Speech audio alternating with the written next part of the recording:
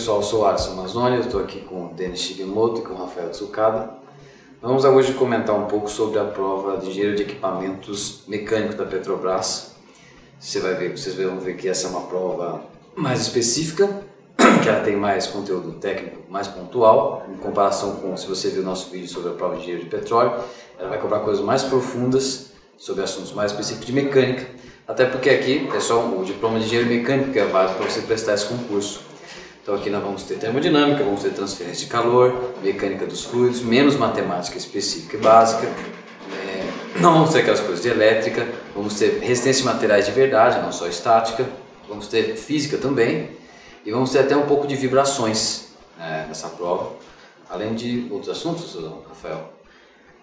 Principalmente na parte de mecânicos fluidos, né? A gente vê bastante coisa na parte de equipamentos, né? Que é um tópico pouco abordado, assim, pelo menos a maioria dos cursos de engenharia mecânica, né? Não aborda com essa profundidade que essa prova pediu, né? Exigiu de conhecimento dos candidatos, né? Existe uma ênfase meio técnica na prova, no sentido de que ele cobra aquilo que se aproxima do uso dos equipamentos, né? Você tem aí, por exemplo, o ciclo Rankine e o ciclo Brayton, no sentido de que eles são o ciclo usado para modelar turbinas a gás e vapor, né?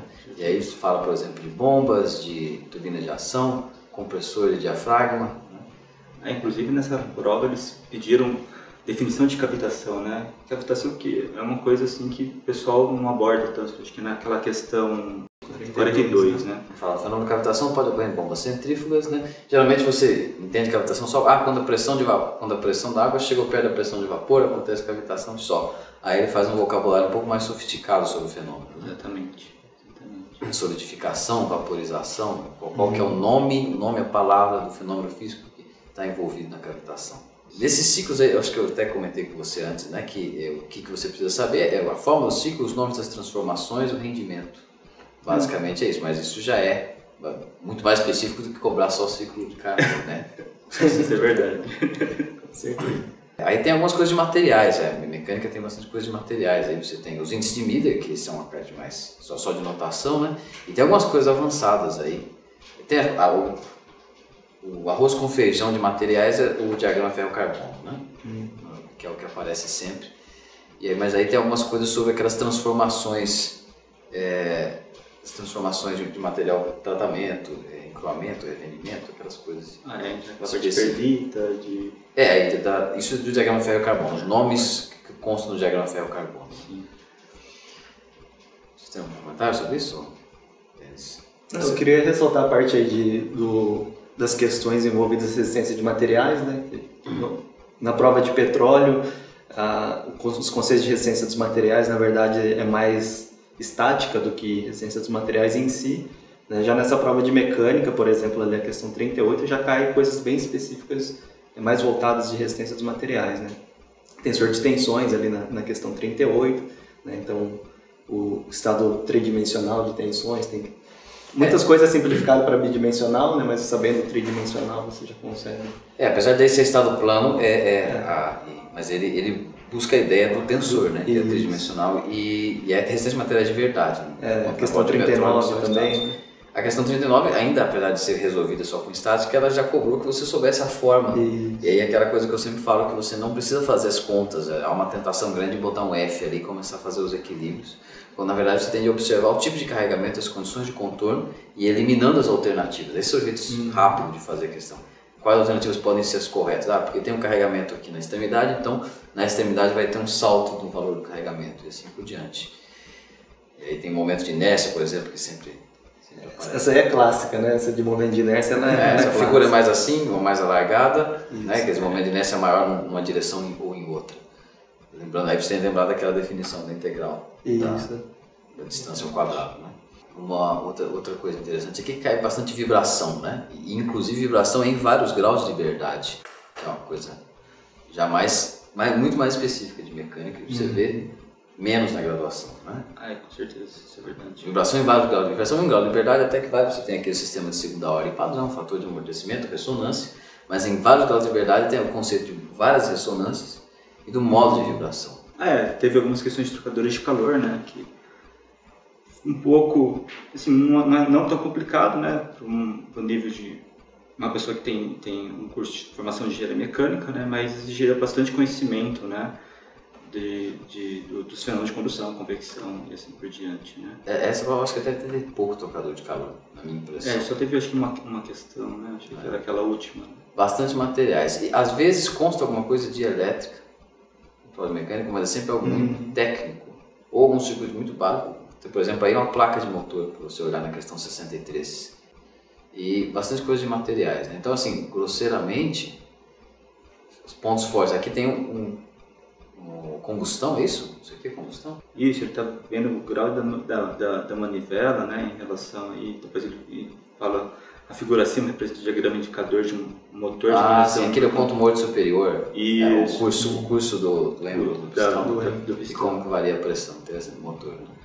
Isso aí é uma questão daquelas que eu falei, mais técnica, mais com proximidade dos equipamentos, né? Sim, voltando na parte de aplicação, no funcionamento detalhado do equipamento. Isso. Então, além dessas questões de equipamentos, que envolve saber o princípio do motor, do trocador de calor, dos ciclos das turbinas, aí você tem então um bloco de questões mais gerais, resistência de materiais, física, né? Aqui nas primeiras questões, por exemplo, olha, 36 e 33 são questões de física básica. E também mecânica dos fluidos tem algumas questões já um pouco mais básicas. Aqui é curioso que apesar de ser uma prova menos específica, não sei se você concorda, Rafael, mas apesar de petróleo ser uma prova menos específica, essa daqui mostrou a fórmula do número de Reynolds na questão 29. Olha lá, número de dados, número de Reynolds igual diâmetro e velocidade. Mas ele exigiu muito conhecimento, né, como que o escoamento se comporta dependendo do número de Reynolds, né? Fluxo laminar, fluxo turbulento, aquela coisa. Acho que é aí que ele quis pegar mais o candidato, né? Que ele entendesse que, dependendo do número de Reynolds, como que o regime de escoamento muda, né? De acordo com esse número de Reynolds. Não sei, é alguma coisa, não é nada mais do que lembrar aquele gráfico de Moody, né? Tem aquela linha reta logarítmica, 64 de Reynolds, depois a transição e os fatores de atrito que variam com a rugosidade. Isso.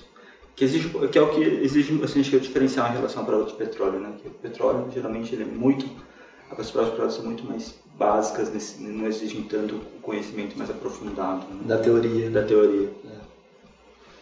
Outro ganho de termodinâmica aqui também, olha lá.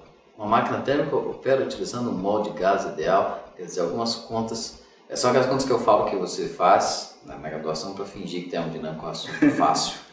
Quando você vai, qualquer profundidade, que você começa a entrar em entalpia, exergia, termodinâmica vira um assunto esotérico, todo engenheiro acha que conhece. Eu acho isso bem engraçado.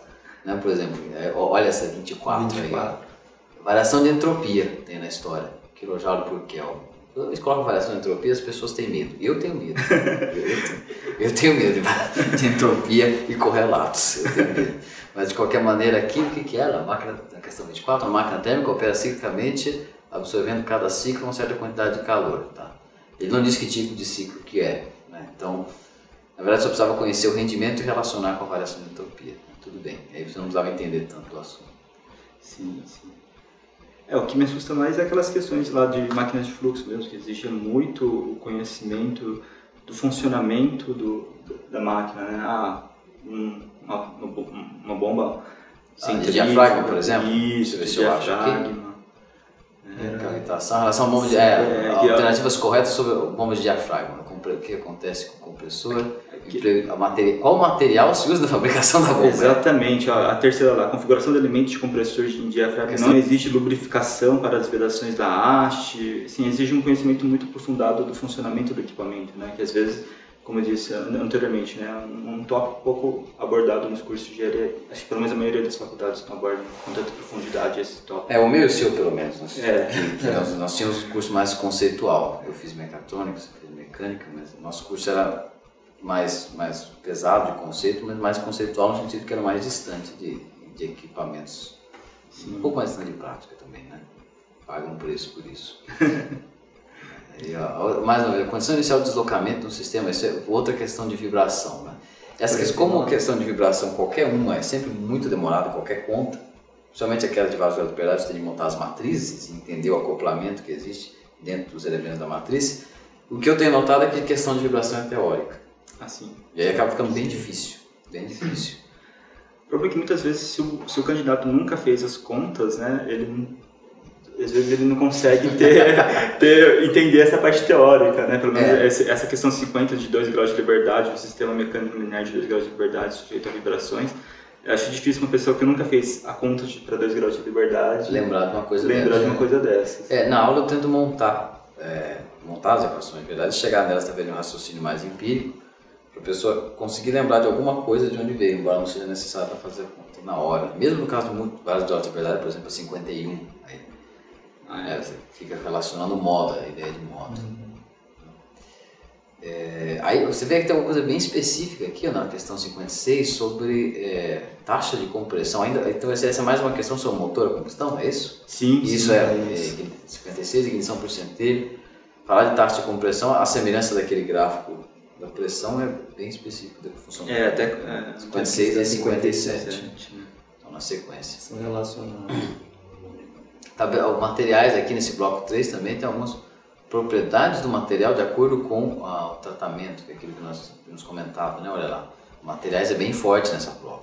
De mecânica, olha ali. Tipos de aço e como varia a resistência e a tenacidade à fratura. Isso é verdade. Inclusive aqui, que tipo de material seria mais apropriado para produzir um certo tipo de peça, por exemplo, nessa questão 59. Que lembrar bastante dos processos de fabricação e dos processos de tratamento térmico de materiais. Né? Dentro do contexto de materiais, isso já é mais específico. Menos específico de materiais é só lembrar célula unitária, cúbica de face centrada, cúbica centrada, hexagonal, acabou, todo mundo para casa.